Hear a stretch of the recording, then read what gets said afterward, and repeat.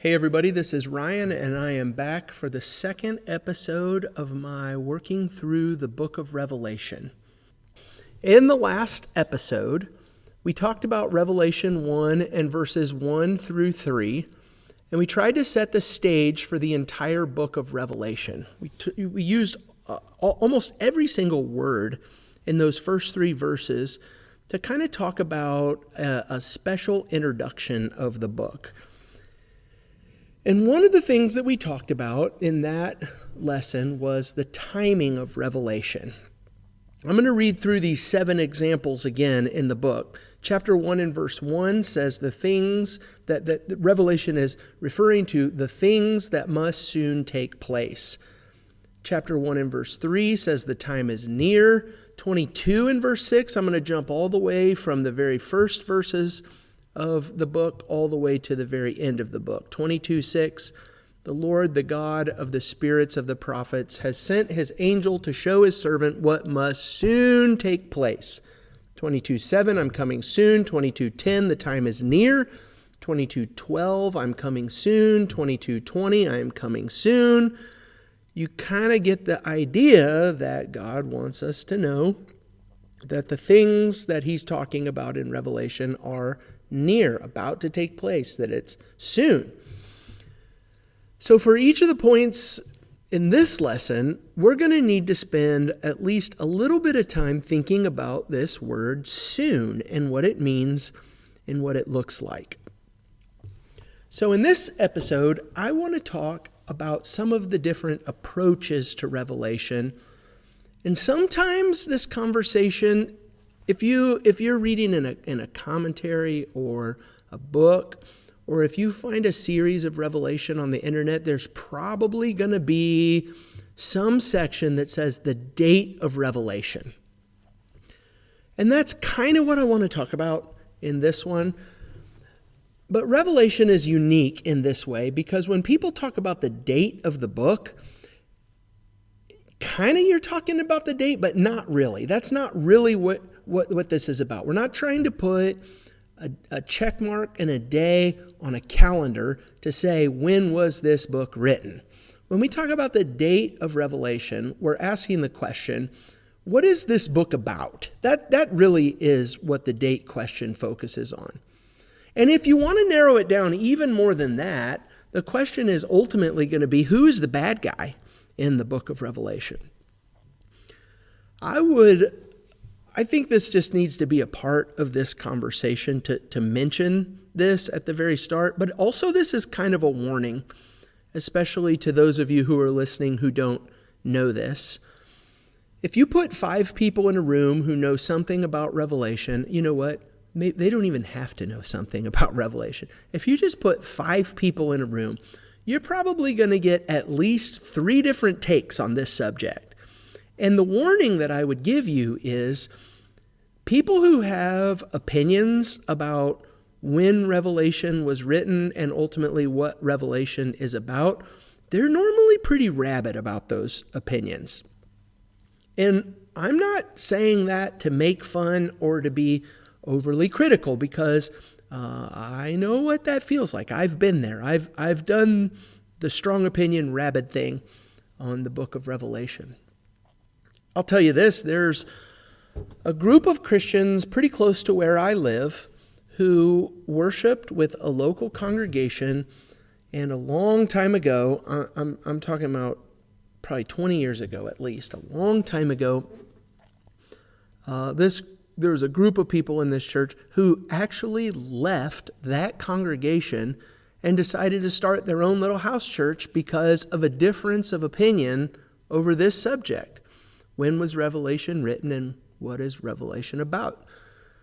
And so when I tell you that people normally have strong feelings about this, even to the point of being rabid about it, I'm not joking. This is a pretty serious subject for a lot of people.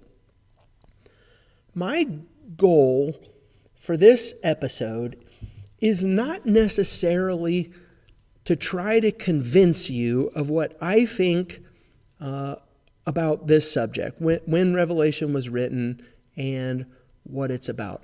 I'm going to tell you what I think about it, But that's not necessarily my goal. What I want you to do is understand what the lay of the land looks like. If you don't know anything about this subject and you're thrown into a room where people are talking about it, I would like for you to have some sense of what people think and why they think it. And I want you to know some of the pros and some of the cons of each of the positions, even of the position that I hold. I want to try and be honest about what are some of the drawbacks of this. And one of the things that I've really tried hard to do with these notes to work through this episode is to steelman each position as best as I possibly can. I don't want to give you some straw man, flimsy arguments for the purpose of tearing it down and showing you how stupid somebody is for thinking this stuff. I want to try to give you, an honest, genuine, best case. This is what a person thinks and this is why they think it. Now, obviously my position is going to be the correct view, and I will tell you what that is, but I'll let you decide for yourself at the end. I want to start this conversation by giving you a high-level overview of the 5 views that I'm going to cover today. The first 2 are options that see Revelation as events that have mostly already happened in the past. So one of the things that you're going to hear people refer to, this is option number 1 of 5, is the early date. And when you talk about the early date of Revelation, you are saying that John wrote Revelation before AD 70 when the temple in Jerusalem was destroyed. So this is not rocket surgery. What do you think is the other alternative? Well, it's not an early date, it's the late date. And the late date is, rather than being before AD 70, about the destruction of the temple in Jerusalem, the late date is going to be near the end of the 1st century. Oftentimes you will see somebody date this around 95 or 96. And Revelation is not about the destruction of Jerusalem, but it's about Rome and the Roman Empire and the Roman emperor. Specifically, Domitian is the emperor in charge of the Roman Empire during this time. And so there are 2 options that see Revelation as being written about things that have mostly already happened. The destruction of Jerusalem already happened. The fall of Rome already happened a long time ago. One of the pros of these first 2 views is that they take this timing seriously that we started with. We talked about it in the last episode. I started it with it in this episode, but the idea that the things that must soon take place are in Revelation. The time is near. I'm coming soon. In this view, soon means soon. This is a tangible, immediate promise to look forward to any day now for the original audience of Revelation. I think that there are some possible issues that go along with these first 2 views, though. Number 1 is, why do I need the book of Revelation? If it's written for a past generation about past events that have mostly already taken place, why did God preserve it in the Bible, and what use is it for me today? I mean, I like history, and sometimes I like just learning about history for the sake of learning about history, but why do I need to know about what happened 2,000 years ago in the fall of Jerusalem or the destruction of Rome? What use is any of that to me? Also, there are some events at the end of Revelation that refer to the end of time. I'm talking about the second coming of Jesus and the final judgment and the separation of all resurrected people into eternal life, into the new creation, the new Jerusalem, or into eternal death, what's referred to as the lake of fire. And so it's not completely out of line for God to comfort people with some distant future promise. I'll talk more about that in just a second, but we don't want to say, no, it has to be one of these 2 early views because the conversation about some future distant promise doesn't make any sense to the original audience. Well, there is some stuff in the book of Revelation about future distant promises, things that even have not happened yet today. And so there are two of the five views. The first two are things that have mostly already happened in the past, the destruction of Jerusalem and the destruction of Rome, or what was happening in the reign of Domitian, the end of the first century. Okay, here's the second big category. The second category of the next two options, number 3 and 4, see Revelation as events, as things that are still going to happen in the future from the perspective of the original audience. The reason why I'm so careful about how they say that is because there are two views under this category. The first is called the historicist view, which is basically a roadmap of church history from the time of the original audience all the way to the second coming of Jesus that hasn't happened yet. All of the things in this option will be past tense from my perspective here today in 2026, but it would have been far future tense for the original audience. That's the historicist view. So you can think about it like this. Let's start it with like the fall of the Roman Empire. Everything from the fall of the Roman Empire to basically now, 2026. That's the third major perspective, the historicist view. The fourth major perspective is the futurist view. And that is saying that Revelation 4 through 22 are events that are still yet to take place. Even from our perspective today, we are still waiting for the events of Revelation to happen. And so let's do some pros and cons. Pro, I can see clearly why God preserved the book in the New Testament for us, because he said, keep your eyes open so that every single day when I open up my news feed on my phone, I am actively looking for what Revelation described. That is very meaningful to me today, at least if the things actually take place. It actually is a book that I open up and I say, hey, this book is written to me, for me, so that I can know what is about to happen.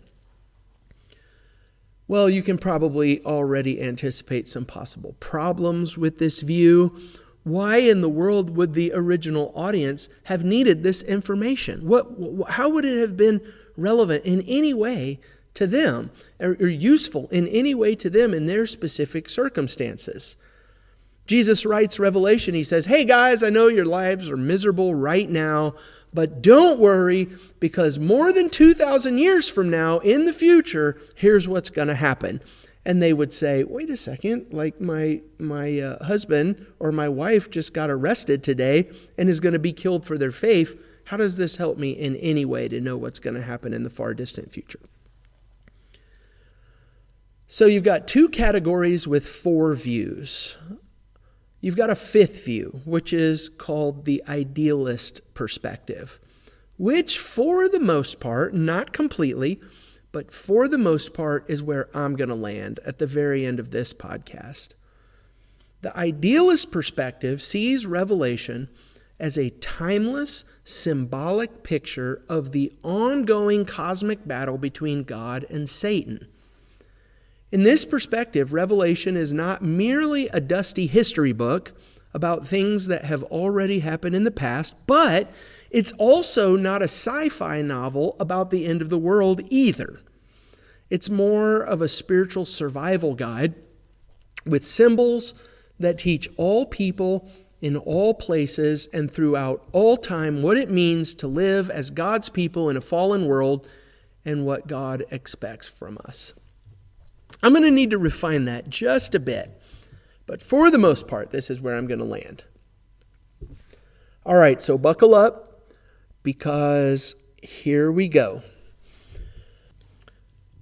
I'm going to start with the first major category, that is that Revelation is about events that have mostly already happened from the perspective of the original audience. They actually lived and experienced what Revelation was describing. So the first of 5 major perspectives is the early date.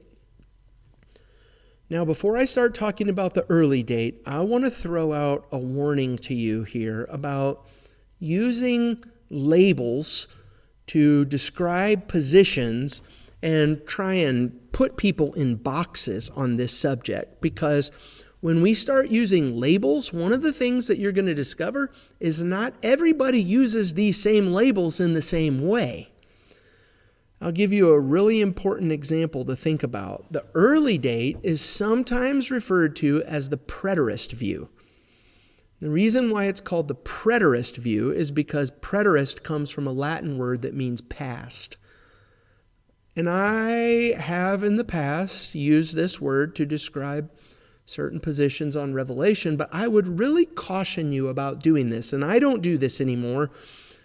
Because using the title to call different people things like preterist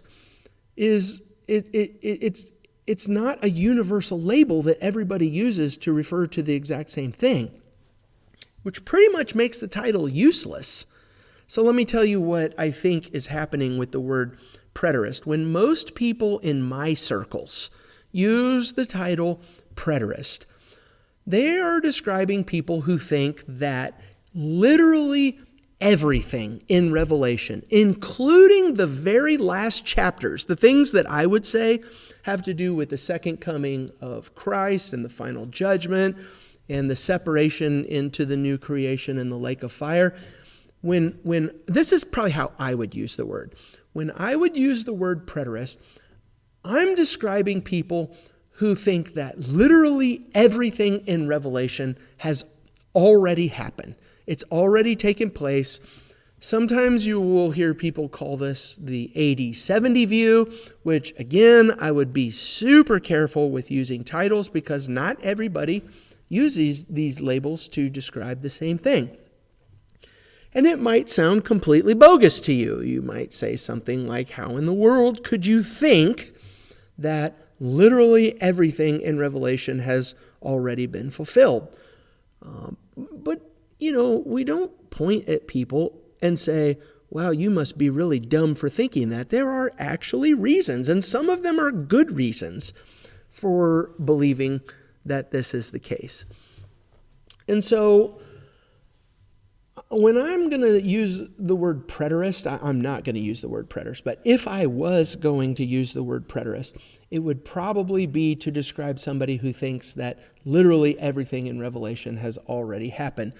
But if you open up commentaries that are not written by people in my circle, it's probably going to refer to people who just are referring to an early date of Revelation. Somebody who says, I think that Revelation is written before AD 70 and that is primarily about the destruction of Jerusalem.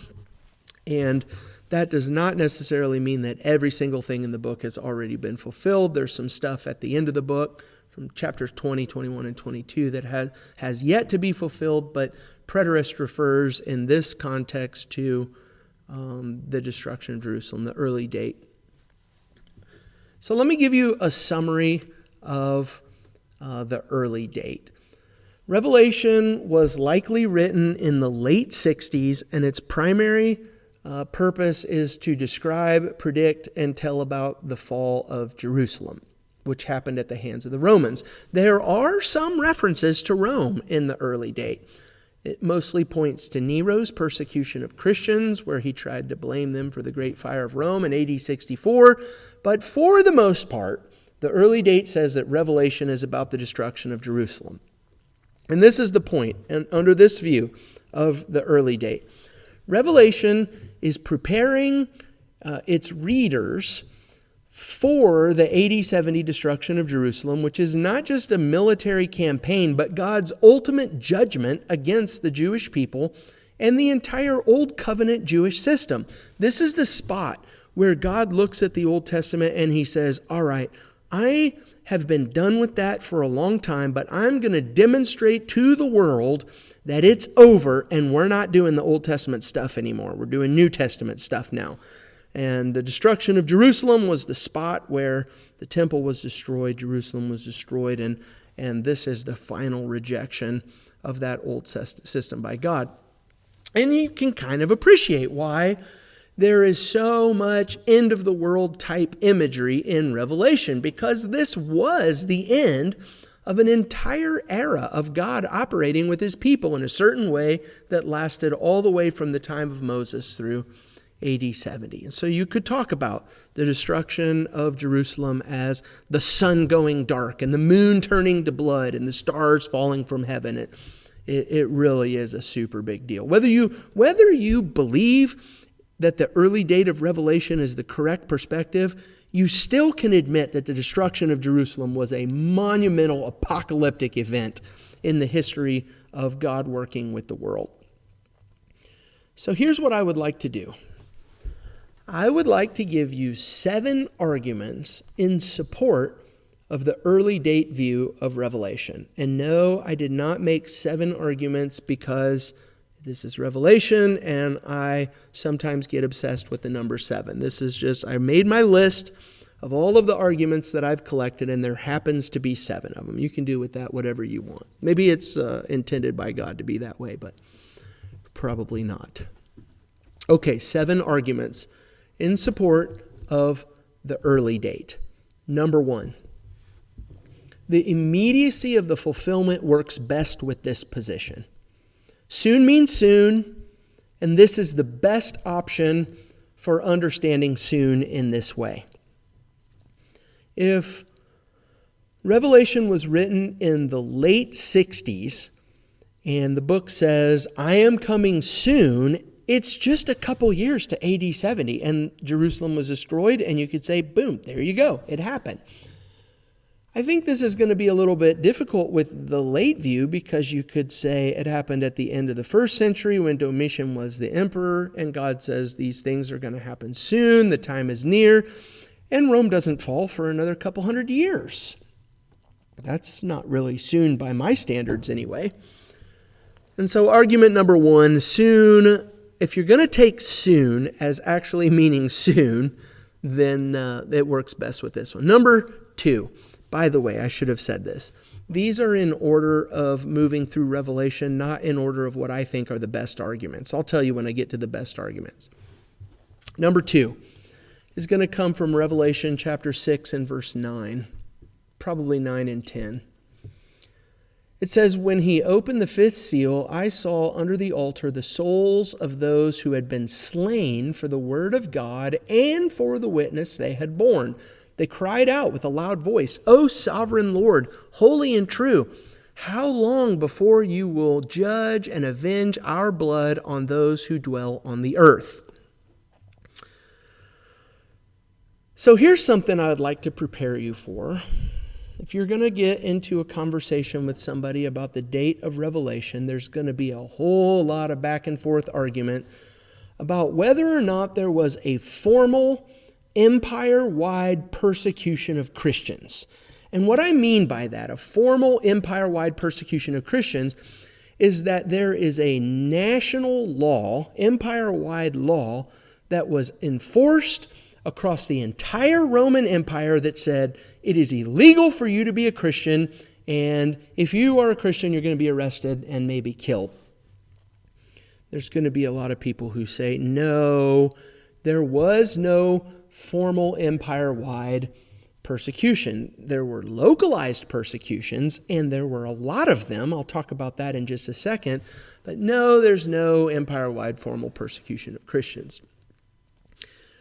I think that this is a little bit of a misguided argument. It's kind of like, what do you call that thing? A red herring argument.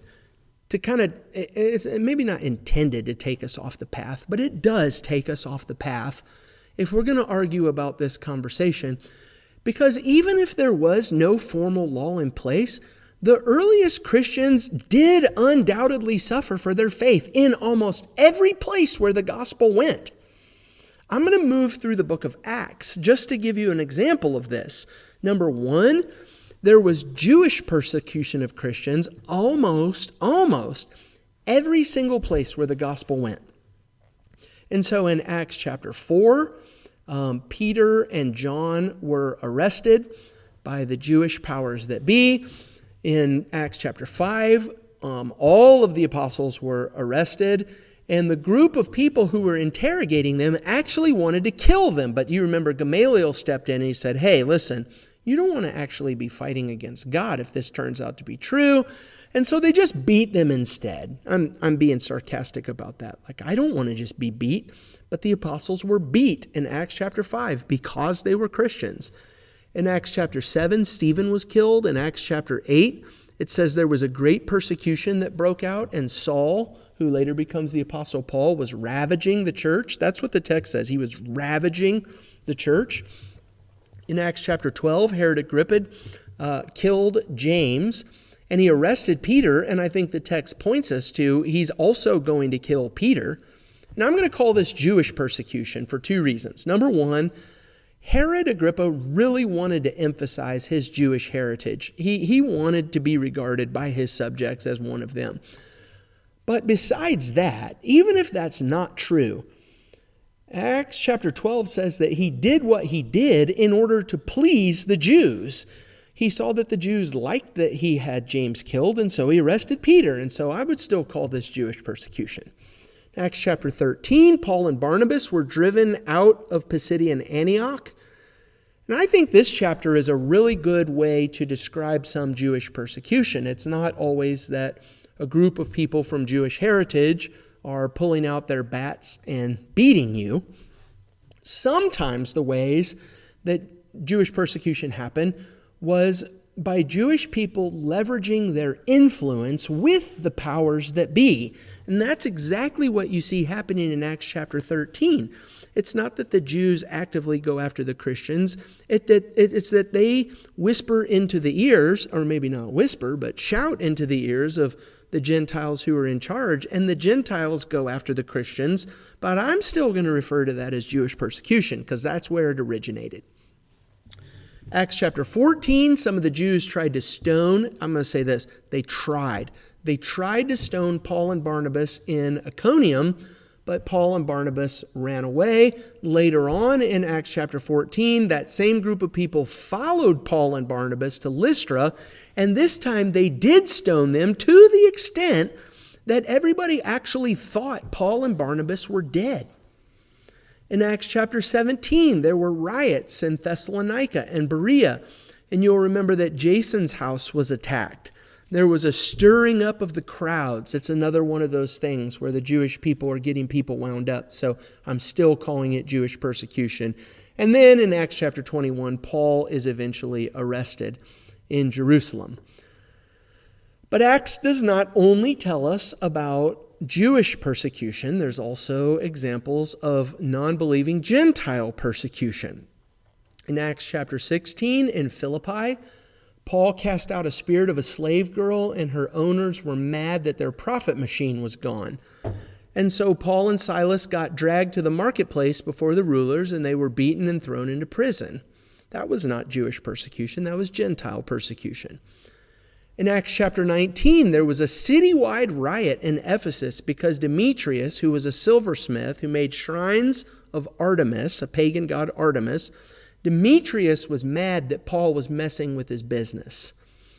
And so that is an active persecution against Christians. Later in Acts chapter 24, Governor Felix kept Paul in jail for 2 years waiting to be bribed. He's just holding Paul for the purpose of maybe someone will bribe me and then I'll let him go after that. So you can just read through the book of Acts, and there doesn't really need to be this argument that says, well, there's no evidence of a formal empire-wide persecution of Christians. That's true. I'm not disagreeing with that. But you absolutely do see persecution of Christians almost everywhere. And besides all of that, there is a very serious persecution that happens in AD 64. The Roman persecution of Christians when Nero tried to blame them for setting the Great Fire of Rome. We have to note that this was local. There's no evidence that Nero sent out law or an edict and said, hey, everyone in the Roman Empire, this is what you're supposed to do. This is a localized individual persecution. But I don't think that we should minimize it or ignore what's going on here, because it happened at the demand of the Roman emperor, and he's kind of a big deal. His opinion matters. And not only did it happen at the demand of the emperor, it happened in the capital of the Roman Empire. And so you could say, well, people in Ephesus didn't have to do this persecution. No, that's true. But if you know what the emperor is doing in the capital of the empire, that probably does mean something to you. I want to read what Tacitus says about Nero's persecution. The reason why, I don't want to get lost in the argument. I'm still on the second argument for the early date. And the second argument is that there are Christians under the altar who have been killed for their faith, who are crying out for justice. And the thing that I'm trying to emphasize is that even early on, even with an early date, Christians were being persecuted and even killed for their faith, and they were crying out for justice in heaven. So listen to this, Tacitus. This is book 15, chapter 44. If you wanted to find it quickly, just go to Google and type in what happened to Christians during Nero's persecution, and you'll find this. Here's what it says. But all human efforts, all the lavish gifts of the emperor, and the propitiations of the gods did not banish the sinister belief that the conflagration was the result of an order. Consequently, this is saying Nero started the fire to clear out some poor areas of Rome so that he could build up his fancy projects. And everybody knew that Nero did it.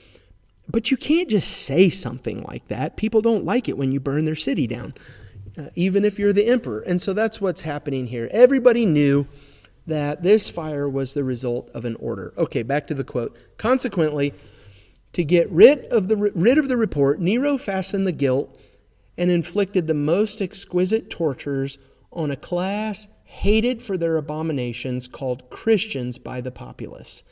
Christus, from whom the name had its origin, suffered the extreme penalty during the reign of Tiberius at the hands of one of our procurators, Pontius Pilate, and a most mischievous superstition, thus checked for the moment, again broke out, not only in Judea, the first source of the evil, but even in Rome, where all things hideous and shameful from every part of the world find their center and become popular. There's one thing I want to say about that paragraph. One of the things it says about this mischievous superstition, we call it Christianity. Tacitus called it a mischievous superstition. He says that it was thus checked for the moment. Okay, well, what does that tell us? It tells us that at least on some big-ish kind of scale, people didn't want Christians in their towns. Okay, let's get back to the quote. Accordingly, an arrest was first made of all who pleaded guilty. Then, upon their information, an immense multitude was convicted, not so much of the crime of firing the city as of hatred against mankind. Mockery of every sort was added to their deaths. Covered with the skins of beasts, they were torn by dogs and perished, or were nailed to crosses, or were doomed to the flames and burnt to serve as nightly illumination when daylight had expired. Think about that. It's not just, hey, we're going to put you in the Colosseum and we're going to watch you die for sport. They impaled these Christians and lit them on fire and used them as street lights. So I'm going to go back to Revelation 6 and verse 9. When he opened the fifth seal, I saw under the altar the souls of those who had been slain for the word of God and for the witness that they had borne. I don't have very much sympathy for an argument that says, no, that can't refer to an early date because there was an informal empire-wide persecution. That's not going to speak to me because there is plenty of early persecution of Christians. Almost everywhere the gospel went, there was persecution of Christians. Christian persecution was a reality for God's people from the very start. That's argument number 2 for an early date. Argument number 3 for an early date comes from Revelation 11 in verses 1 and 2. Here's what it says. Then I was given a measuring rod like a staff, and I was told, rise and measure the temple of God and the altar and those who worship there, but do not measure the court outside the temple. Leave that out, for it is given over to the nations, and they will trample the holy city for 42 months. So if you just read Revelation 11 at face value, it seems to imply that Jerusalem and the temple have not yet been destroyed. He says, go and measure the temple and the altar and the outer courts. Okay, well, you can only do that if the temple's still standing. It's kind of hard to talk about all of this if the temple has already been destroyed. I'm not so sure that this argument holds water, though. When I get to Revelation 11, what I'm going to argue is that this is a reference that you see all through the New Testament, that Christians are the new temple of God. And when the vision says, measure the temple, and the outside of the temple is going to be trampled down, I'm going to say that the outside of the temple is our bodies that are going to be destroyed, but the inside that's measured and protected is our eternal souls. And even though we're going to be killed, we're still marked and protected by God, or sealed and protected by God. And so there is a symbolic use of the temple. Just because you read, hey, go and measure the temple, doesn't necessarily mean that the temple's still standing. Also, I think it's pretty clear that John is borrowing from Ezekiel 40 through 48, which is the vision of the new temple, which is going to be a major important part of our text later on in this level. I mean, Revelation is so symbolic that just because the text says something about the temple doesn't necessarily mean that you jump right to, hey, this means that the temple has actually literally been destroyed in Jerusalem, or that this is about the literal actual temple in Jerusalem that is going to be destroyed. That's argument number 3. Argument number 4 for the early date comes from Revelation 13. I'm going to read verses 16 through 18 to give you some context. But argument number 4 has to do with the number that you are almost certainly familiar with. It's 666. All right? So in the context of Revelation 13, we're talking about the second beast. In chapter 12, there's a dragon. It's Satan. In chapter 13, in the first part, there's a beast that comes up out of the sea. I'm going to call him the sea beast. And then later there's a beast that comes up out of the land. I'm going to call him the land beast. And here we're talking about the land beast. Revelation 13:16. Also it, the land beast, it causes all, both small and great, both rich and poor, both free and slave, to be marked on the right hand or the forehead, so that no one can buy or sell unless he has the mark. That is, the name of the beast or the number of its name.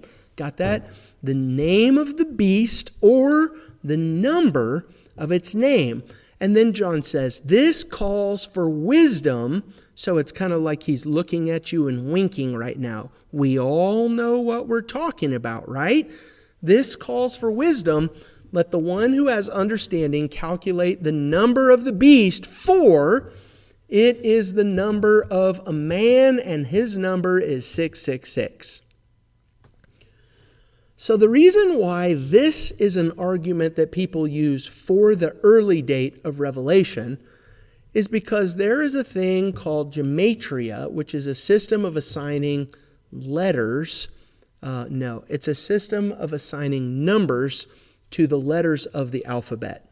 So I'll give you an example. If you ever pick up a Greek New Testament and you come to 1st and 2nd Peter, it's going to say Petroi, Alpha, and Beta. And Petroi Alpha is 1st Peter because the number 1 is assigned to A. Petroi Beta is 2nd Peter because the number 2 is assigned to the second letter of the alphabet B. And if you add 1, if you add A and B together, you're going to get 3. 1 plus 2 equals 3. That's what is happening here with the letters. The name has value. Add up the value of the meaning of the name, and you come up with 666. So the question is, what do the letters add up to? What adds up to 666? Or rather, we should say, who adds up to 666? And I think that it's fair for me to say this. The majority view, I think that most people of all persuasions, I think most people would say that 666 is a reference to the Roman Emperor Nero, who was the emperor in the time period, in the middle 60s, in the time period where an early date of Revelation would happen. So this is about to get wild, and that's kind of the point. I don't expect you to write all this down and remember it and try and process what I'm about to say. I just want you to listen to it and hear how wild some of it gets, all right? So here's how you get 666. Neron, with an N on the end, N-E-R-O-N, Neron in Latin or Greek equals 666. N is 50, E is 6, R is 500, O is 60, and the final N is another 50, 666. There's another way to get this number, and that is if you take the Greek letters, Neron Kaiser, Kaiser would be Caesar, the Greek letters Neron Kaiser, and you transliterate those letters into Hebrew. This is what transliteration is. It's not translation, it's transliteration. So that's like the Greek letter alpha transliterates to the English letter A. The Greek letter beta transliterates into B. This is what baptism is. Baptizo is just a Greek word. And we didn't translate the Greek word baptizo to say to immerse. We just took the word and we transliterated it and said, let's call it baptism. That's what transliteration is. So if you take the Greek letters for Neron Kaiser and you transliterate them into Hebrew, then the corresponding value is 666. There's another thing that you need to know. There's a textual variant issue that points to Nero. Okay, Irenaeus, which is a 2nd century writer, we'll talk about him in just a little bit. Irenaeus said that in his day there were some manuscripts that recorded this number not as 666, but as 616, 616. And you would say, well, how is that possible? Why would it say 616? And this is what happens. If you drop the N at the end of Nero, so you don't have Neron, you have Nero, which is the common name by which Nero went. If you take that, drop the N, that value adds up to 616 in Hebrew letters, which probably accounts for this variant reading. And I think it's fair to say that the early evidence points to most people thinking that 666 was a reference to Nero. That's how come you get 616. But here's my problem with all of this. I think that you've probably already caught on to this. And I hope, here's what I hope is happening right now. I hope that if you're listening to this podcast while you're driving down the road, that you're banging your head against the steering wheel in frustration, saying, what are you talking about right now?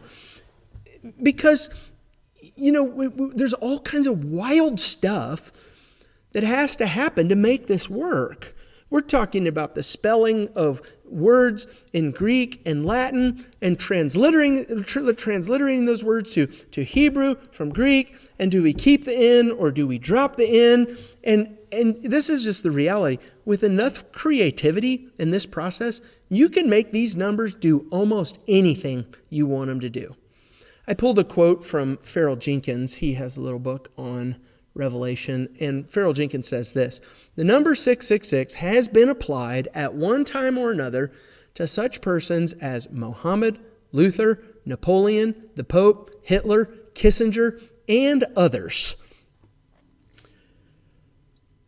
And so, Revelation 13, no, Revelation must be written for an early date or at an early date about the destruction of Jerusalem, because John says, everybody pay attention to 666, and that obviously is pointing to Nero, who is an early date emperor.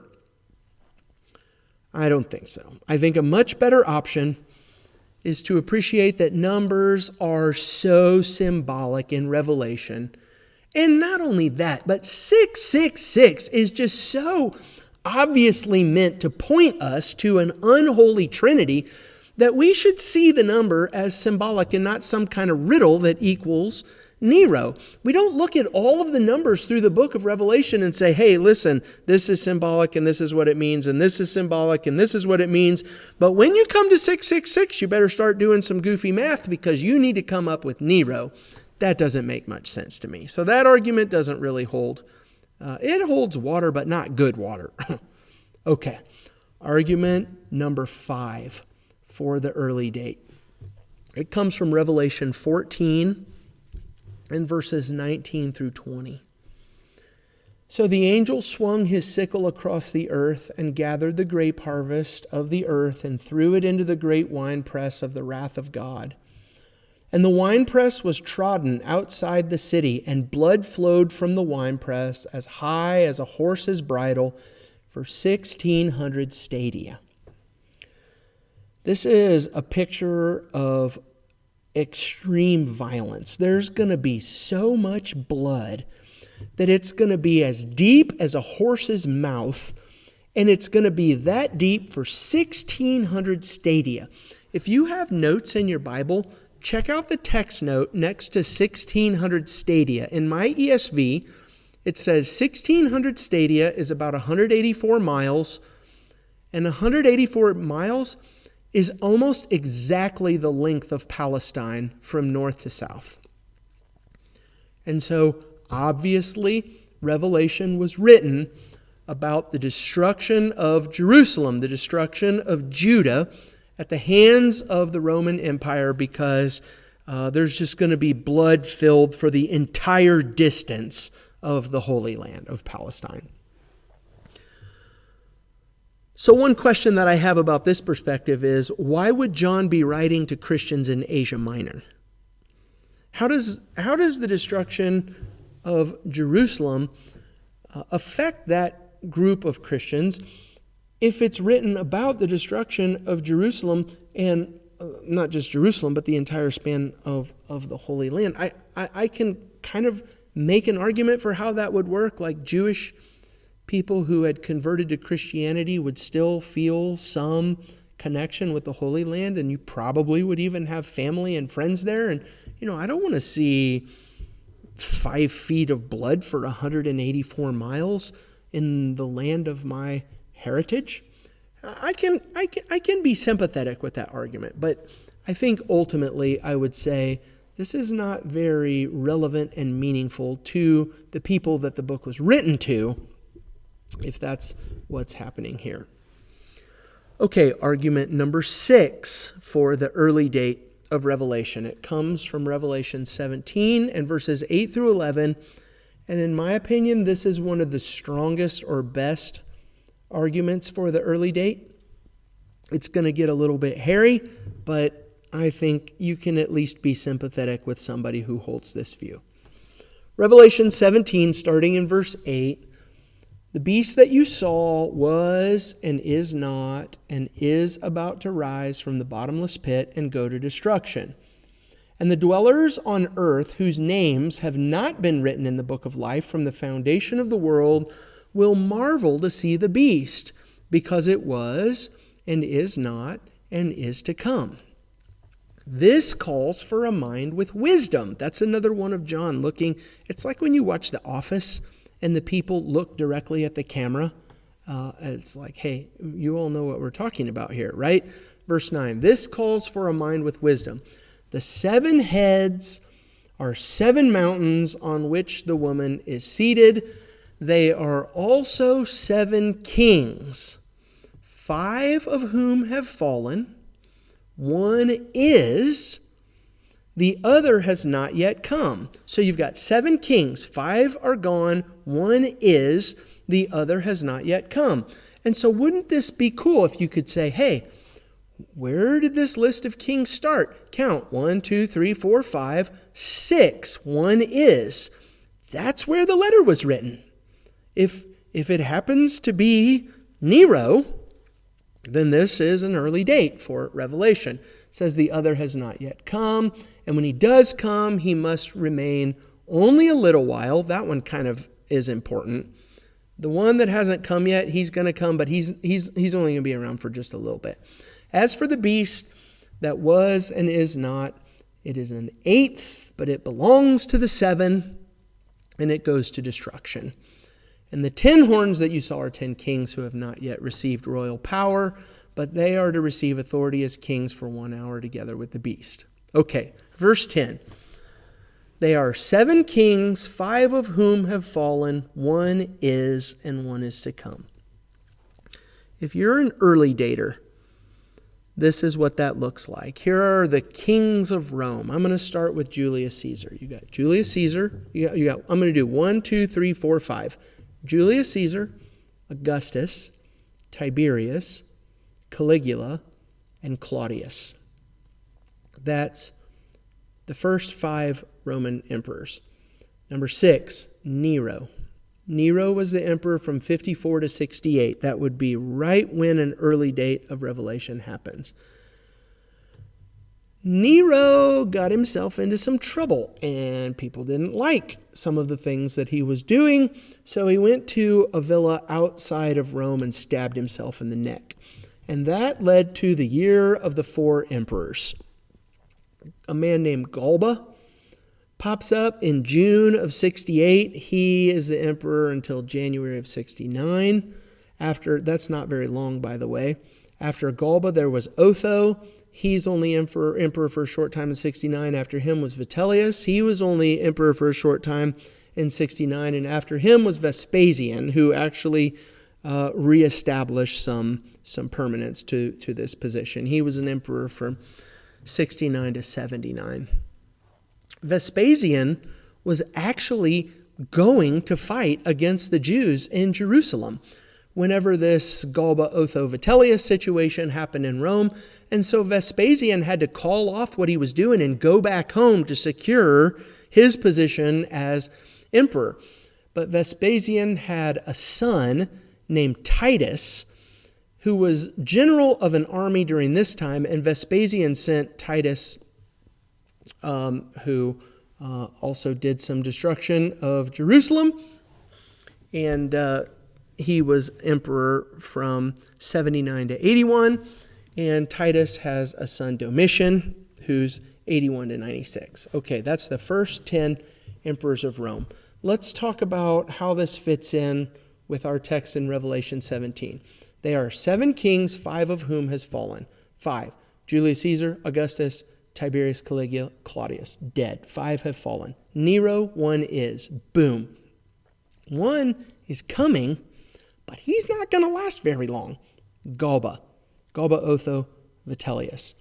And then the 8th one that comes could be one of these other guys. Otho, Vitellius, Vespasian, something like that. So it's pretty easy to see how you would come up with Revelation 17 gets us an early date of Revelation. I do have some objections to this, though. Number 1, how do we count the kings? Because if we're talking about 5 kings have already been, technically Julius Caesar was not an emperor. He's the guy who started the whole thing, and there are some historians who do refer to him as the first emperor of Rome. And I think it makes sense to think of him as the first emperor of Rome. But technically, he was not an emperor of Rome. He was the first citizen. And supposedly, anyway, he was going to work with the Senate, but, it's a good thought anyway. How do we count the kings? Who's the first king? Is Julius Caesar the first king? Is Augustus the first king? I don't know the answer to that question. What are we going to do with the civil war that happened after Nero killed himself? And how are we going to count the year of the 4 emperors with Galba and Otho and Vitellius and Vespasian, and eventually Titus, who is responsible for the destruction of Jerusalem? The numbers don't really add up if you put all of those people on the list. I think that there's something else that happens, at least in my mind, that gives me pause with this, and that is the number 7. We've already seen the number 7 as highly symbolic, not only in the whole Bible, but in the book of Revelation, for sure. And then you come to this passage, and you've got a reference to 7 kings, and you say, no, but this time the number 7 is literal, and it refers to 7 actual kings. I have a hard time with that. G.K. Beale says this. It's just a quote that points us to this objection. He says, more likely the 7 kings are not to be identified with any specific historical rulers, but represent rather the oppressive power of world government throughout the ages. That would really fit in better with the idea of 7 through the book of Revelation. Okay, argument number 7 for the early date of Revelation. In my opinion, this is only my opinion, and I might be the only person on the planet who thinks this, but this is my opinion. I think this is the best argument for an early date, and that is that the destruction of Jerusalem fits with the entire biblical context and language perfectly in Revelation. And I'll say it like this.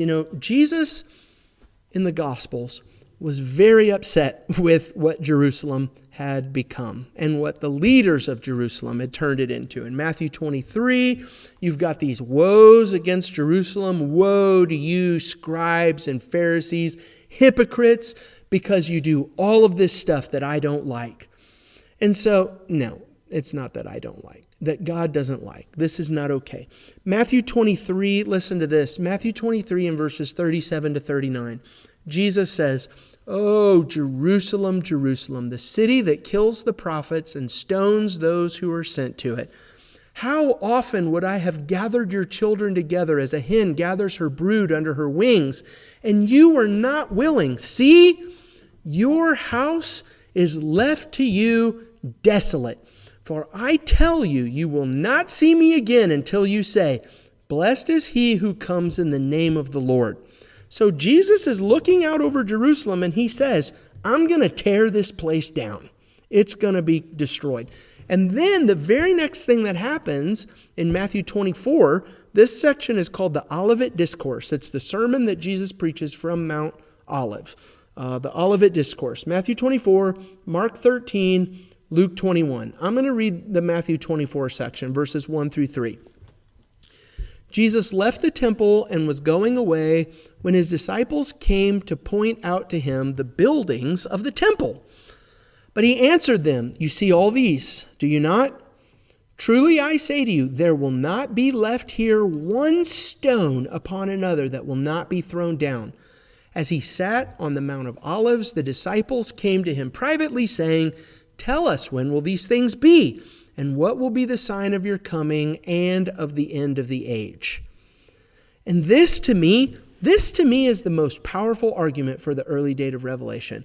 Matthew 24, if you're going to do an early date that Revelation is ultimately about the destruction of Jerusalem, Matthew 24 is pretty much a one-chapter version of the 22 chapters of Revelation. It sounds like it. It's about the same stuff. It talks in the same way about the same thing that Jesus was describing when he looked over Jerusalem. He says, I don't like what this has become, and I'm going to tear it down to the ground. And for biblical readers, the destruction of Jerusalem, God's ultimate rejection of the Old Covenant system and his Old Testament people can only be described with apocalyptic and earth-shattering language. And so to me, the way that Matthew 24 plays out and sounds resembles a lot of Revelation. And so if Matthew 24 is about the destruction of Jerusalem, you could pretty easily say that Revelation is about the destruction of Jerusalem. So, there is the early date that Revelation was written about, let's just say 80, 68, the year that Nero killed himself, at the end of this century, a couple years before the destruction of Jerusalem. Its primary message is about the destruction of Jerusalem and God's rejection, formal, ultimate rejection of the Old Covenant system and the Old Covenant people. I actually have some level of sympathy for the early date of Revelation, because the very first time that I got serious about studying and learning and teaching what Revelation was about, I read from a lot of resources and was convinced that Revelation was an early date book. And so when I give you these arguments and I'm trying to steel man this thing, I'm telling you, this is where I was and this is why I was there. And so I understand it. Ultimately, I don't think that the early date is what Revelation is. That's going to move us into a second category. So let me see if we can just zoom out here real quick. We've got the first category, which is Revelation is about things that have already happened, things that were soon and near from the perspective of the original audience. And in that category, you have two basic options. Number one, the early date, the destruction of Jerusalem. Number two is the late date. That's what we're going to talk about now. Here's a summary of the late date perspective. Revelation was written near the end of the first century during the reign of Domitian, and it is ultimately about the punishment and destruction of the Roman Empire. Now, like some of the other things that I've said, that's going to need to be refined quite a bit. But let's just think about it from a high-level perspective, because we say ultimately the question is, who's the bad guy? In the early date, the bad guy is the Jews.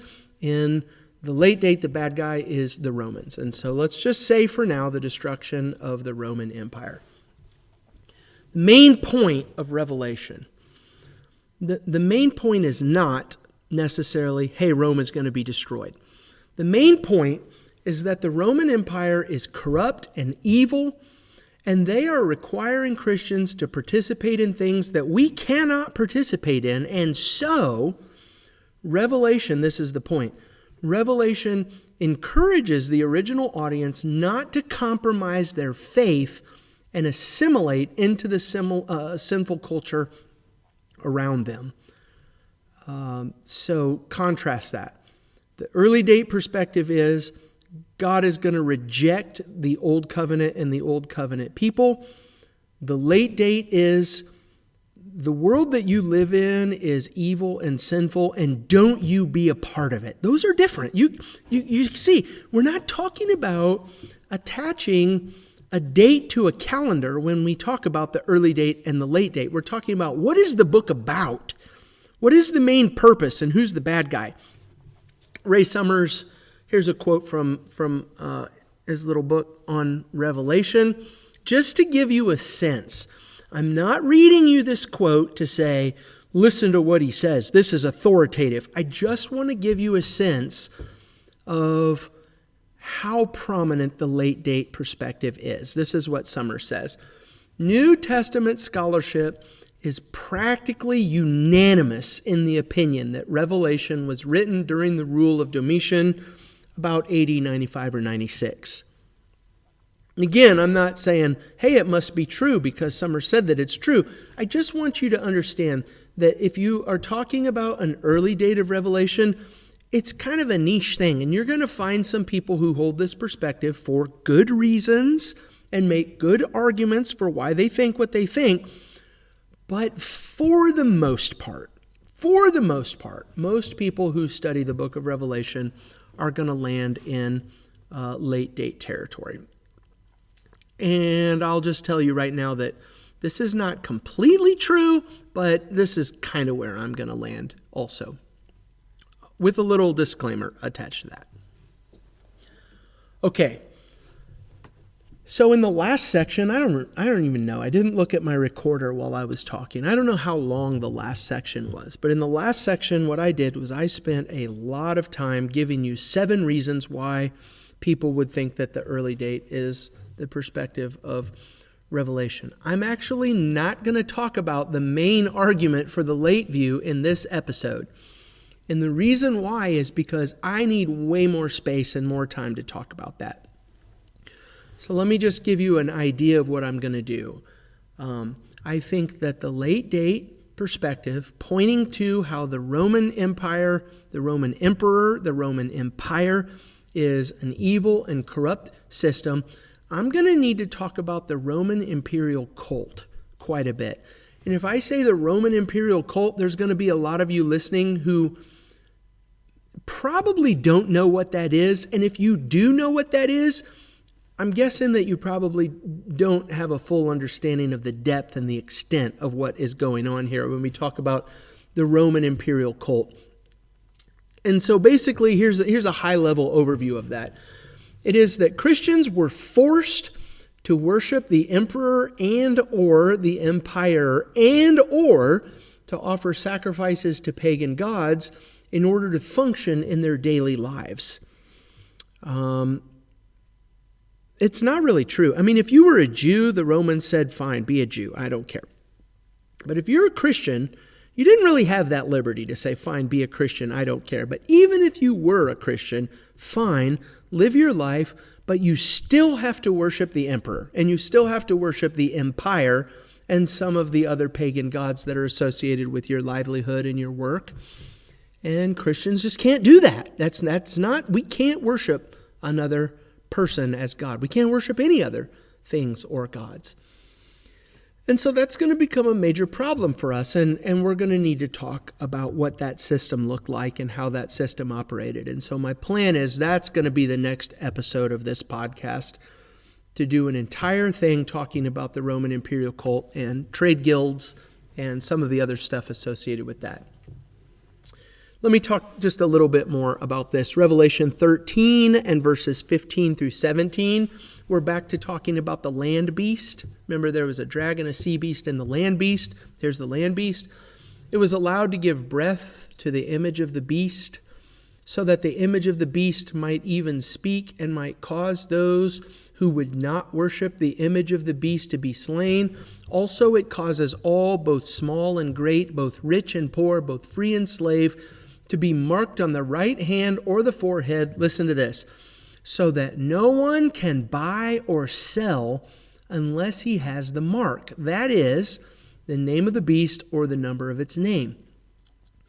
This Roman imperial cult, trade guild, social situation of the late first century is all kinds of pressure on these Christians to participate in things that Christians can't participate in. In my opinion, Revelation makes the most sense in this context.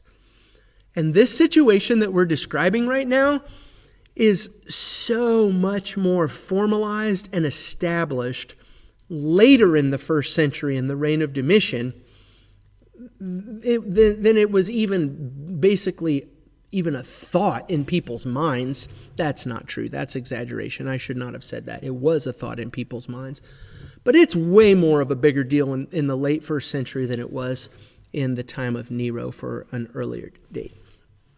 So that's the biggest argument for the late date, and I'm not going to talk about that right now. We're going to do that next time.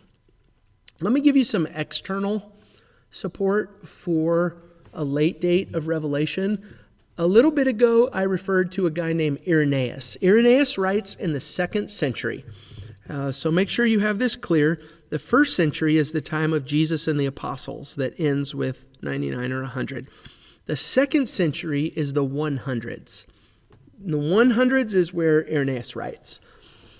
Irenaeus was from Smyrna, which is one of the places that Revelation is addressed to. Smyrna is one of the 7 churches. And so, hey, here's this guy in the 2nd century associated with and connected to one of the churches that Revelation is written to.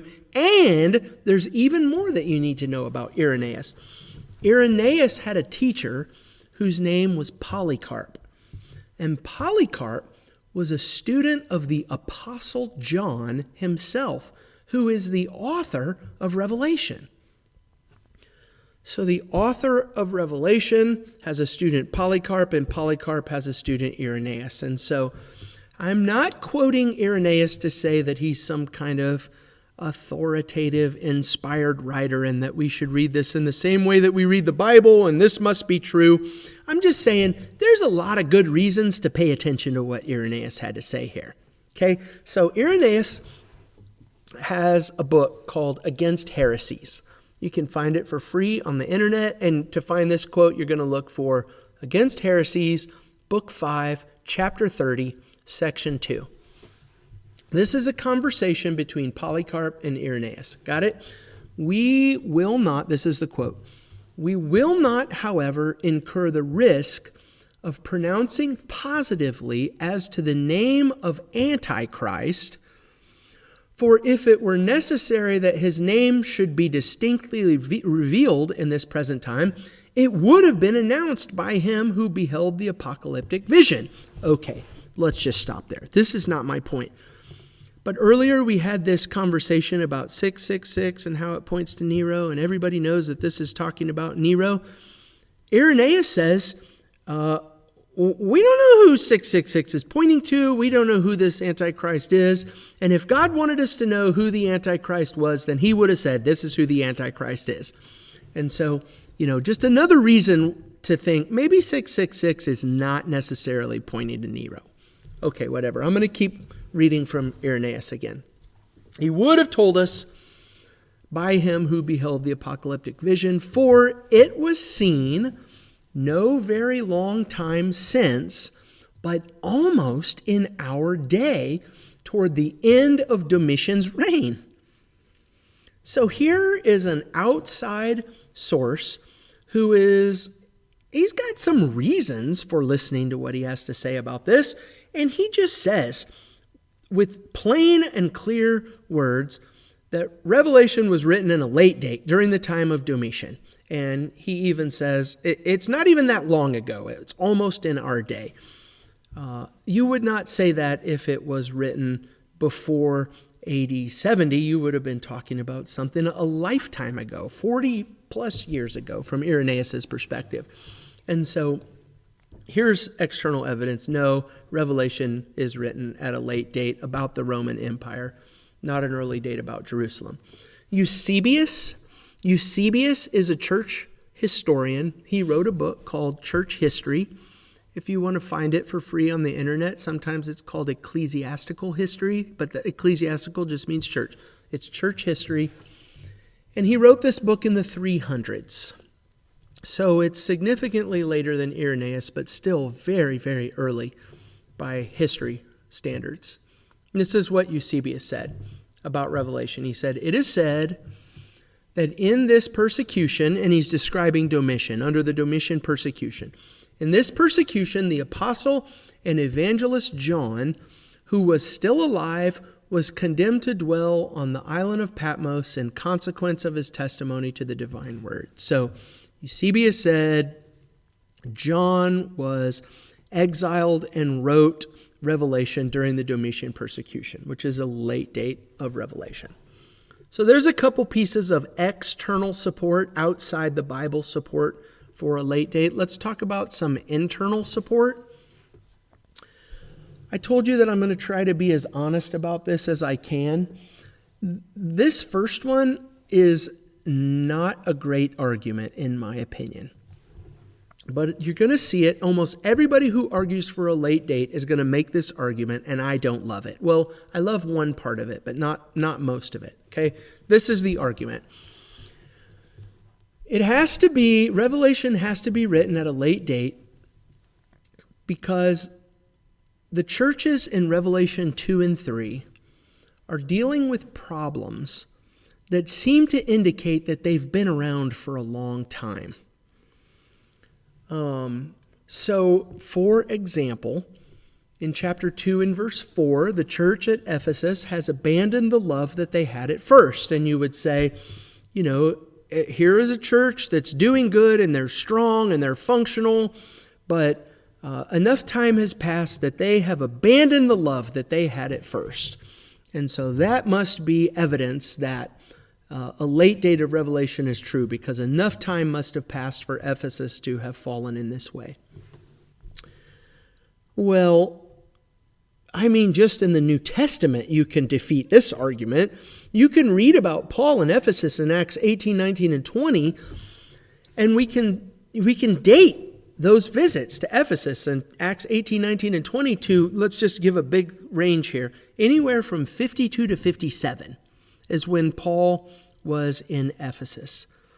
And then you come to AD 64 when Paul wrote Timothy in 1 Timothy and 2 Timothy, and the church at Ephesus is already having problems that Paul tells Timothy to address and to deal with.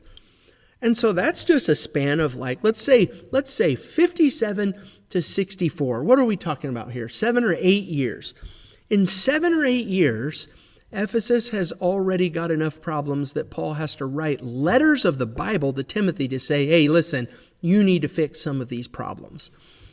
I don't think that this is a great argument for the late date. Then there's others that go along these same lines. Here's what it sounds like. The church at Smyrna, this is not an argument, this is a fact. The church at Smyrna was not established until somewhere between 60 and 64. Paul was killed about 64, for context. And the church at Smyrna in Revelation is already struggling with false teaching and compromise. So let's say that they were established in 60 and Revelation was written in 68, just 8 years later. Someone would say, well, that's not enough time for this church to have this big of a problem that Jesus needs to write them a letter. Another example is Sardis. Sardis says you have a reputation for being alive, but really you're dead. And, it takes time to establish a reputation. It takes time for a church with a reputation to fall apart. And I'll just tell you, this is personal from real life observations. It doesn't really take very much time at all for a church to completely fall apart. I mean, I'm 45, and I've been a Christian since I was 17. So, in the grand scheme of history, I haven't really been around that long. Even in terms of Christianity, I didn't grow up the church. I haven't been around that long, since I was 17. About 1997 is when I became a Christian. And in this short period of time, I've watched lots of churches who were fine and established and doing well have some kind of a problem. Somebody dies who was holding the whole thing together, and everything just falls apart. Or somebody moves into a church who is not a good influence, and in a very short period of time, everything falls apart. Or, COVID really messed a lot of us up. COVID was a monumental time that church historians are going to have to write about and say, listen, all kinds of weird stuff happened. It just doesn't take a long time for stuff to fall apart in a church. It can, but it's not necessarily a good argument to say, well, Revelation has to be written at a late date because there has to be time for these churches to have problems and fall apart. I don't think so. Now, here is one argument that normally lives in this same category of arguments that I think is probably a little more persuasive to me. In Revelation chapter 3 and verse 17, the church in Laodicea is described as arrogantly rich. And here's something that we're going to talk about when we're doing the churches in Asia Minor. There was, in 60 and 61, there was a massive earthquake. And when I describe a massive earthquake, I'm not describing something I'm talking about TV show level, apocalyptic level earthquake that just destroyed everything. There was a massive earthquake in 60 and 61 in Laodicea. And Laodicea is described in Revelation as being arrogantly rich. And there probably is not enough time between that earthquake in 60 and an early date of Revelation in 68 for the church to have attained that status. For one reason, because there were aftershocks and problems years after this earthquake. And so that one to me holds a little bit more water, but even still, it doesn't take a long time for a church to fall apart, and it doesn't take a long time for a city with resources to become rich. And so it's at least possible.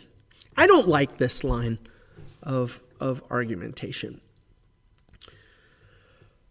So let me summarize this and then I'll move forward. The late date says Revelation was written at the end of the first century. It's primarily about the destruction of the Roman Empire, and the main message is to not compromise or assimilate with things that Christians have no business being a part of.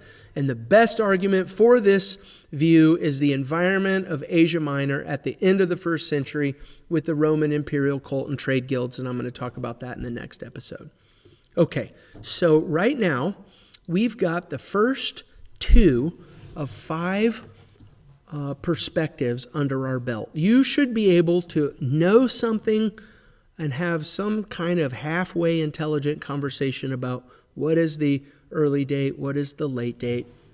The next 2 perspectives are events that have not yet happened from the perspective of the original audience, or rather, not events that have not yet happened, but events that are significantly in the far removed future from the perspective of the original audience. And so here we're back to this conversation of soon. Jesus said, "I'm coming to you soon. The time is near." I assume that we all know people who want to read Revelation as if it's about future nuclear holocaust and global dictatorships. That kind of makes you wonder what any of those things had anything to do with the original audience, and how it even comes close to falling under the category of things that must soon take place, or the time is near. I mean, imagine that you're a first century Christian facing actual physical persecution under the Roman Empire, and God promises relief, but that relief is not going to be here until at least 2026. That's probably not going to make me feel great. But I will tell you, and I'm guessing most of the people who are going to listen to this podcast, most of you are probably going to write this future perspective off and roll your eyes and laugh at it and say, that's just stupid what most people think and what most people do. But listen to me here. There are actually some legitimate reasons to think that the word soon does not necessarily mean soon like I mean it when I use the word. You would say it like this. In Revelation, the word soon is a theological term rather than a chronological marker. And this doesn't have to be some kind of wild, long, and drawn-out argument. Just listen to 2 Peter chapter 3 and verses 1 through 13. People are mocking Christians and they're making fun of God. They say, "Oh, you say he's going to come back and he still hasn't come back and it hasn't happened yet." And you come to verse 8 and Peter says, "Do not overlook this one fact, beloved, that with the Lord 1 day is as 1,000 years and 1,000 years is 1 day." And so people are making fun. "Oh, he said he's coming back and it's been all these years and he still hasn't come back." Even from that perspective in 2 Peter's day, he still hasn't come back. And Peter's argument is, hey, when God says soon, his clock doesn't look the same as my clock.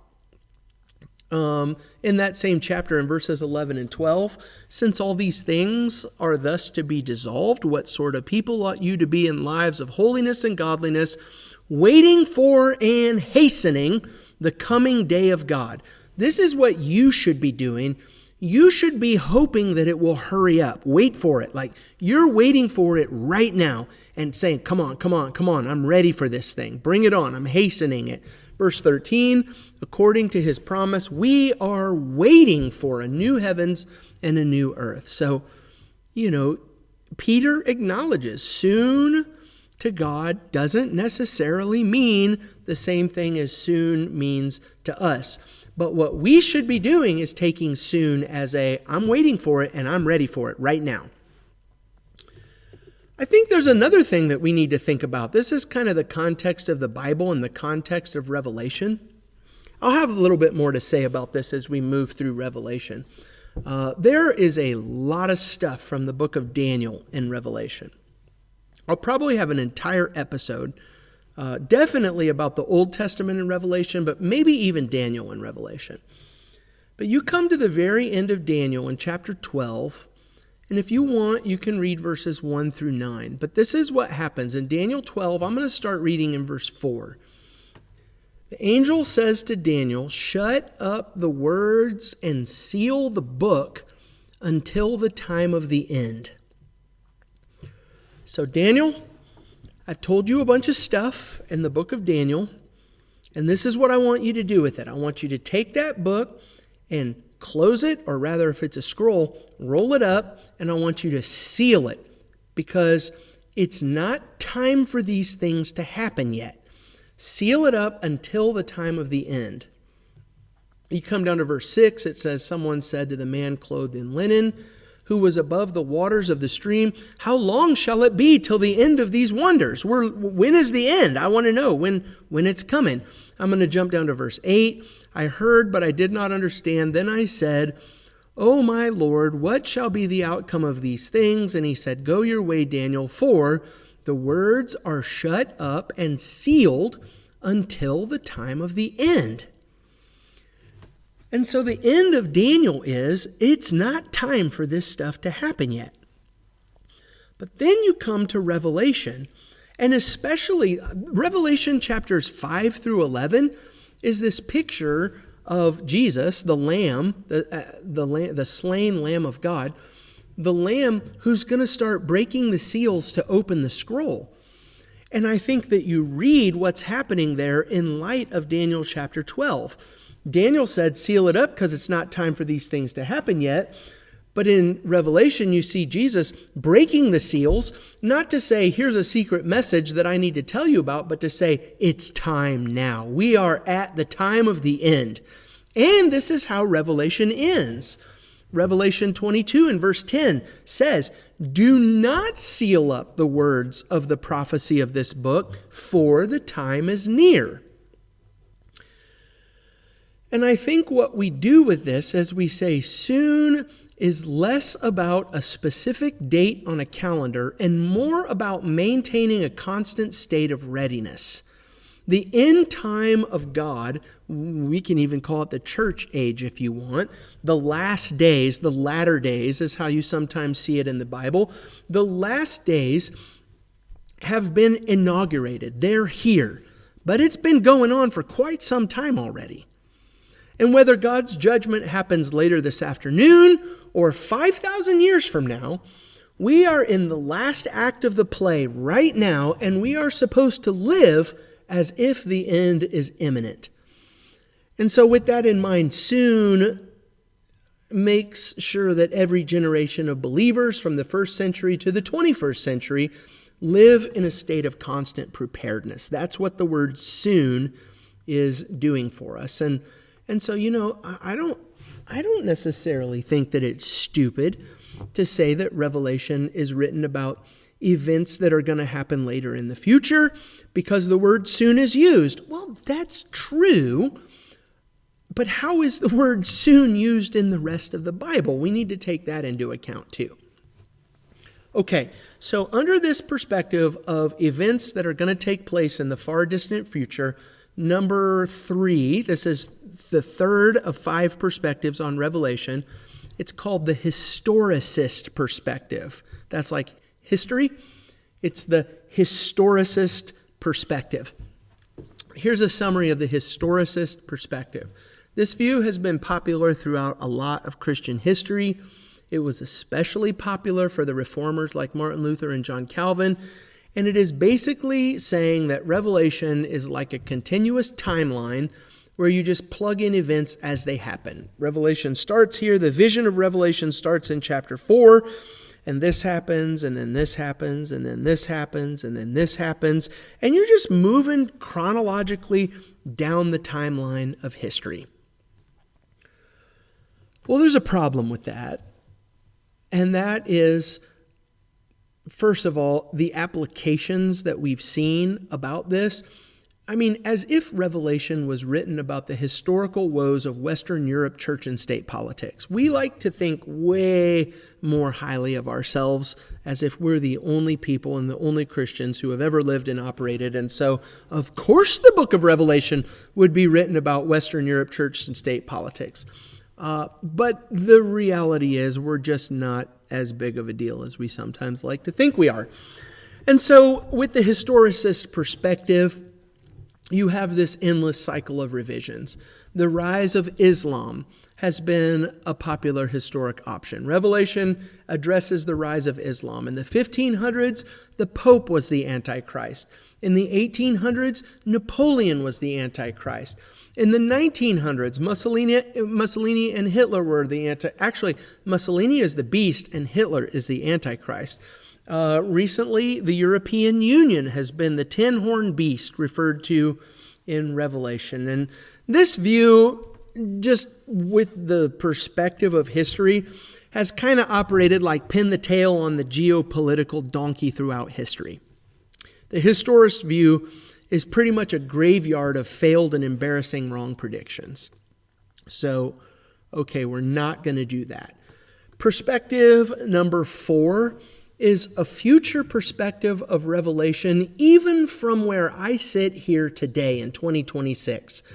The events that are outlined in Revelation 4 through 22 still have not happened. They've not started yet, but I'm supposed to be keeping my eyes open because any day now, I'm going to start to see what Revelation was describing.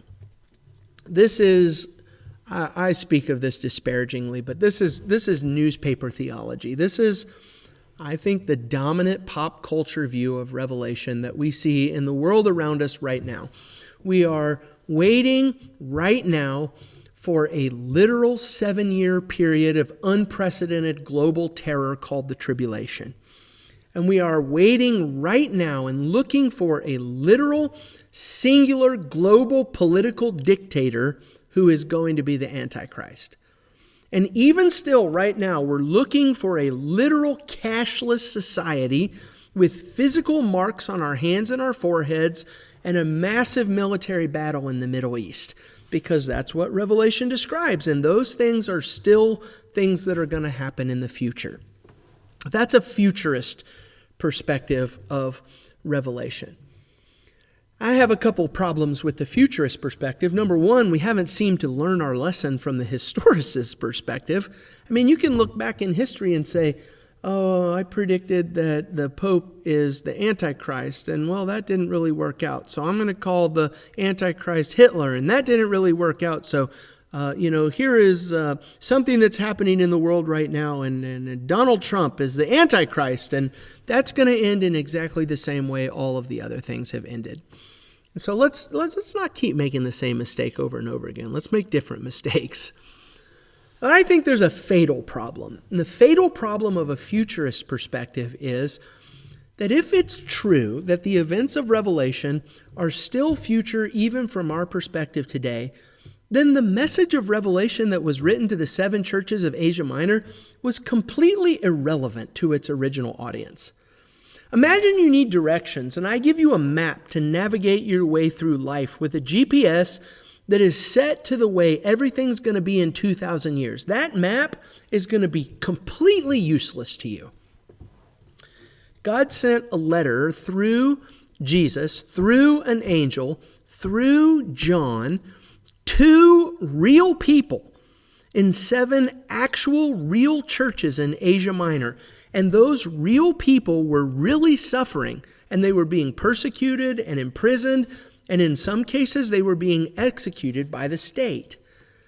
And so it seems just a little bit off that God's grand message to comfort this group of people and give them hope is, hey guys, endure this torture because more than 2,000 years from now, God is going to punish the European coalition with attack helicopters. That is profoundly unhelpful and frankly almost cruel. Okay, so we have 4 of 5 perspectives under our belt right now. We've got early date, late date, historicist perspective, futurist perspective. And now I'm going to start the last part of this, which is number 5, the idealist perspective.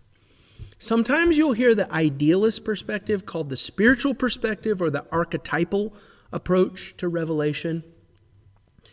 And in this perspective, we are not going to ignore the original audience and their circumstances in life. But we're also not going to ignore that this text has been preserved and has been useful for Christians throughout the centuries. And also, this is kind of in line with the historicist and future perspective, just frankly, there are some things in Revelation that very clearly are future events that have not yet come to pass. There is a future fulfillment still on the table for the book of Revelation. And so what I think the idealist perspective does is it takes all of these things into account and puts it into a coherent package that says, this is what I'm supposed to do with Revelation. Let me see if I can explain how it works, all right? We're going to detach all of the symbols in Revelation from our calendars. We're not going to be talking about early date, late dates, any kind of specific dates or any kind of specific events. And we're not looking for one guy in history. We are looking for a type of person and a type of system. And I think we've already seen this in Revelation 1 and verse 1. It says, the revelation of Jesus Christ, which God gave him to show to his servants the things that must soon take place. He made it known. Remember in the last episode, we made a big deal out of that. The New King James Version says, he signified it. He showed you in signs. He made it known by sending his angel to his servant John. And so we know that we're dealing with a book of symbols and a book of signs. And we're going to avoid wooden literalism, and we're going to let the symbols be symbols.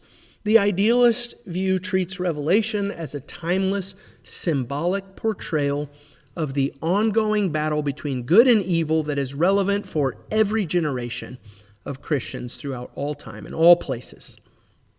Let me give you a couple of examples.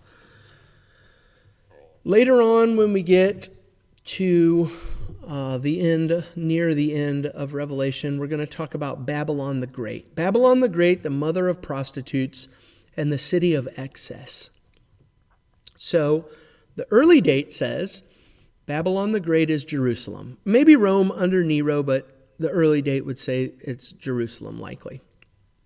The late date says Babylon is definitely Rome under Domitian. The historicist view says Babylon was the Pope or the Vatican or the German people and Hitler or something else in the future from the perspective. The futurist perspective says Babylon is who knows. We don't even know. We're still waiting for it. Probably Russia or probably China, depending on who you talk to. The idealist perspective says any societal system throughout all history that idolizes power, oppresses the vulnerable, relies on extreme materialism, and sets itself up to a rival to God is Babylon. So throughout history, there have been lots of Babylon the Greats. Jerusalem, yes. Rome, yes. The corrupt Catholic monarchy, yes. Nazi Germany, yes. Put your seatbelt on. The United States? Absolutely. Babylon the Great, the mother of prostitutes and the city of excess. And this is not just, Babylon the Great is not just nations under the idealist perspective. When we see hyper-consumerist, I'm not just using buzzwords that you see on social media now. We're going to see this stuff when we get to Revelation 18. When you see hyper-consumerist, algorithm-driven, oppressive corporate forces, we are seeing the archetype of human rebellion and the spirit of man-made empire that is Babylon the Great. And the spirit of Babylon is reborn in every generation. It changes clothes, and it changes technology, and it changes geography, but the underlying spiritual architecture is exactly the same. throughout history. The idealist would say Babylon the Great is not to be identified as a specific time and place. It is representative of a kind of time and place. Let me give you a second example. The number of the beast is 666. We've already seen that some people have twisted themselves into knots trying to make this fit. Barcodes and social security numbers and RFID chips and credit cards and all kinds of stuff. There is a way, it's true. There is a way to make 666 spell out Nero and Latin letters and Greek letters and Hebrew letters that might actually be part of the original context of Revelation. But the idealist is going to look at the symbols and say, hey, if 7 represents divine perfection, then 6 falls desperately short of 7 and God's perfection. Man was created on the 6th day. This is the number of man. You would look at the text. We'll do this when we get there. Is it the number of a man or is it the number of man, mankind, humanity? Man was created on the 6th day. The 6th day is just shy of God's Sabbath rest. It is an unholy trinity of evil. In the Trinity, you have the Father and the Son and the Holy Spirit. In Revelation 12 and 13, you have the dragon and the sea beast and the land beast. And so 666 is this unholy trinity. I love what G.K. Beale calls 666. He calls it the completeness of sinful incompleteness. And this is paying attention to the symbolic nature of these numbers. It is an idealist perspective that it's not a person, it's a kind of person. It doesn't have to do with futuristic microchips. It has everything to do with asking the question, do you today, you right now listening to this podcast, do you wear the mark of the Lamb, meaning are you one of Jesus's people? Or do you wear the mark of the beast, meaning do you belong to him and participate in his systems? And so here's a summary of the idealist perspective. The idealist view sees Revelation as a philosophy of history. It tries to give us the scene behind the scene, kind of like the Matrix. You know, when Neo takes the red pill, all of a sudden he sees the world not as buildings and people, but as cascading green code. And he sees the raw data that drives everything else. He sees the underlying architecture of reality. Think of Revelation as the red pill. The first century Christians were living in the Roman Empire, and to the naked eye, Rome was glorious. It had wealth, it had peace, the Pax Romana. It had incredible architecture. We still admire it today. It had economic stability. It appeared invincible militarily. Rome was the pinnacle of human civilization to that point. But John writes the red pill and reveals the code underneath what everybody else sees. And he says, let me show you what's behind the curtain. It's a multi-headed beast climbing out of the ocean that is fueled by demonic energy. Revelation snaps us out of the illusion and shows us what is really happening behind earthly politics. Listen, even still today, this is the idealist perspective. It shows us what's happening behind earthly politics, earthly economics, culture. When Christians are able to see, and I'm talking about really see, the spiritual reality, we can never again passively accept the world's version of success and power. Good and evil are going to exist until the very end of history. And the idealist perspective does not promise a steady progression toward a man-made utopia. This is what everybody thinks in the West. We're just going to keep on getting better and better and better progress. At least we thought that till World War I and World War II showed us different. But no, there's always going to be this battle between good and evil. We're not just getting better and better and better and better. But on the other side of that, neither does history tell us to passively hide in a bunker while the world burns. The book of Revelation says, this is what spiritual warfare always looks like, so pay attention and get busy. I think this is a really good place to talk about the structure of Revelation.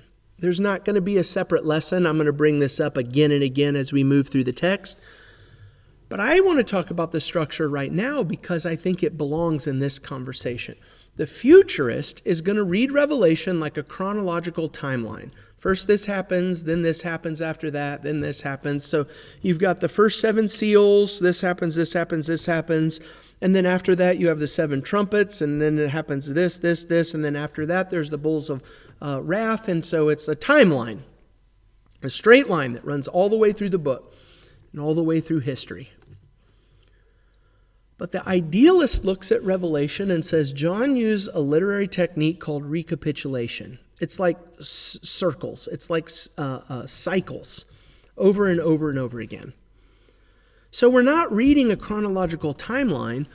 Jesus opens up the 7 seals, and throughout everything gets progressively worse and worse and worse, and we get to the 6th seal and it's like, whoa, this is total ultimate cosmic collapse. This looks like the end of the world.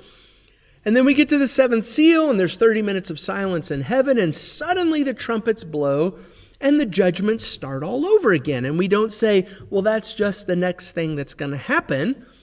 It's saying we're going to go back to the start, and we're going to talk about this again from a different perspective. It reminds me of the very first time I watched The Fellowship of the Ring. I never read the Lord of the Ring books. I didn't even know what the Lord of the Ring movies were. I just saw, hey, this is back in the days when people actually went to movies and enjoyed it. And you didn't have to pay $47 and give up your firstborn child for a container of popcorn. I went to see The Fellowship of the Ring. I didn't know what I was getting into. And so you go all the way through this movie, and they go to Rivendell, and the fellowship has been established, and the music is playing, and you come to the end where the fellowship is walking away, and the movie ends. And I'm sitting there like, what in the world? This can't be the end of this movie. You need to know something else. Like, this was even before the time was popular where every single movie had multiple installments of the movie. You know, you went and saw a movie and that was the movie. But I didn't know that I was only watching part 1. And so I come to the end of Fellowship of the World and I was like, what? This can't. And I kind of did the same thing too. At the very end of the 3rd movie, Return of the King, Frodo and Sam have just destroyed the ring, and they're running out of the volcano, and they're on a rock, and it's like, okay, the ring has been destroyed. Great, everything is good. And the camera fades away, and it goes dark for a long time, and you're like, is this seriously the end of this movie? It can't be over right now. What are you talking about? This is not the end of the movie. That's what Revelation is like. If you read Revelation chronologically, there are going to be a ton of these false endings.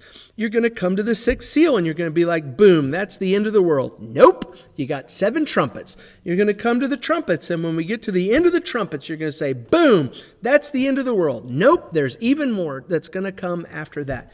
Because Revelation is not a timeline. It's like a movie director filming the exact same movie sequence from 3 different camera angles. It's like, we're going to watch this thing, and then we're going to watch it from another camera, and then we're going to watch it from another camera. It's the exact same thing, but we're watching it from different angles. That's what the recapitulation cycle view of Revelation looks like. We're going to see what life looks like as a Christian, especially our suffering, our unjust suffering, and then we're going to rewind the tape back, and we're going to watch it again, but we're going to watch it from camera 2 this time. And then we're going to rewind it, and then we're going to watch it again from camera 3 this time. It's recapitulation over and over and over again. And the reason why I'm talking about this structure of Revelation in the idealist perspective of understanding Revelation is because even the structure, even the cyclical structure, supports an idealist perspective of Revelation, that the world is on repeat. And there are constantly new generation of Christians who have to figure out what it means to live in the service of King Jesus against the empires of Satan and man. In this way, the idealist perspective of Revelation is extremely practical. Revelation is not about a literal antichrist setting up a global treaty in the Middle East. It's about the desperate thrashings of a defeated enemy and the consequences of life for Jesus' people at the hands of that defeated enemy. Our regular, mundane, painful realities are actually the front line of a much bigger universal story, and Revelation puts us somewhere in that story. So I told you I was going to try to be honest with some of this presentation. Here are some critiques of the idealist position. I think I've got 3 of them for you. Number 1, sometimes the idealist perspective forgets its historical anchors. It is possible to over-spiritualize the message to the point where it just floats away like a balloon. It's not about anything anymore. It's about everything. Yes, Babylon is a timeless picture of the kingdoms of Satan and humanity, but the Christians living in the first century were actually really dealing with a Roman Empire that was hostile to them because of their faith. And this book was written in that context to that people about this subject. The imperial cult and emperor worship was not just a metaphor that's always true. It was a real life and death situation for these people. And the trade guilds that we're going to talk about, life as a banker or a silversmith or a merchant, they're all tied to pagan temples. And to work and provide for your family and buy and sell required festivals celebrating these pagan gods. That's not just a metaphor for evil. It was real in that time. And when I spiritualize the message and apply it to all people in all places throughout all time, I need to make sure that I don't rip the tree out of the bloody soil that it's planted in. I need to make sure that I don't lose my historical anchors. And so in this way, I think I'm going to treat Revelation from an idealist perspective, but I also think that the late date makes the most sense for the context of the book. I'm going to read Revelation from this perspective. I'm going to acknowledge the historical roots that the writer was talking about to his audience. Critique number 2. We have to come back to the soon problem. Revelation 1 and verse 1 says the things that must soon take place. And verse 3 says the time is near. Jesus said, hey, this is about to happen. Okay? If I tell my kids that they can have their ice cream soon, and then I drive on down the road for another 20 years before I get their ice cream, they're probably not going to love me for that. So how do we do the idealist perspective with the word soon? And I think that I've already talked about some of this, but the idea is the message was soon for the original audience. And I don't want to water down any of that urgency by applying the message to everybody else's life later on in history. It was soon for them, just as it is soon for me. There is a sense of urgency for all people. Hey, pay attention to what's being said in this book. Critique number 3. Revelation does tell us about the cycle of living in Satan's world and how history repeats that cycle over and over and over again, but there is an end to the story. When we come to the end of Revelation, there is a day when evil is finally and completely defeated. There's no more cycles at the end of that road. God's people are finally and ultimately allowed to step into his presence. I can't just say that every single thing is an archetype and spiritualize it all away and neglect the ultimate literal physical hope at the end of this book. And so there are 3 things that say, hey, let's not get too carried away with this idealist approach. But even with these 3 critiques and challenges, I think the idealist approach to Revelation makes the most sense, both, number 1, in the original context, but also, number 2, for all of God's people throughout all of history. There are a couple of commentators who have tried to deal with this problem that I'm talking about right now. G.K. Beale, Grant Osborne, they use fancy words like redemptive, historical, modified idealism. So it's not just like spiritualizing the entire book of Revelation. No, it's historical. It's rooted in something. It's modified. It's not just everything spiritualized. It's modified idealism.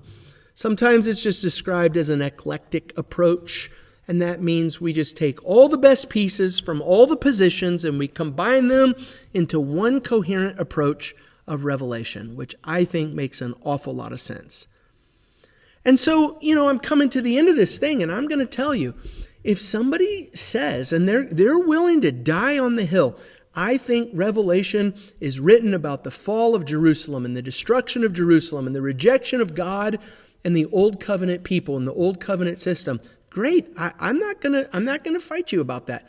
I might say, let's have a conversation, but if you're gonna die on the hill, I'll say fine, because I think that is one application of the message of Revelation. I tend to think that the beast is describing Rome. I also think that the beast is a description of the United States today.